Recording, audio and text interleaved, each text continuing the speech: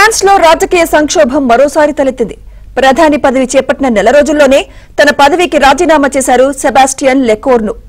ఆదివారం తొలి మంత్రివర్గ సమావేశం నిర్వహించిన కొద్దిసేపటి తర్వాత ప్రధాని సెబాస్టియన్ రాజీనామా చేశారు.